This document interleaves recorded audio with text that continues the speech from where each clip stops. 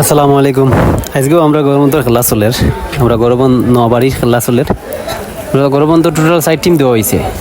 আমরা গৌরবন্ধ সরকারি প্রাথমিক বিদ্যালয় যে আছে বাদ্যালয়, আমরা স্কুলের দক্ষিণ সাইডে দিয়ে আপনার হয়েছে 2 টিম দেওয়া, আর স্কুলের উত্তর সাইডে দিয়ে হয়েছে 2 টিম দেওয়া। টোটাল আমরা গৌরবন্ধ 6 টিম হয়েছে।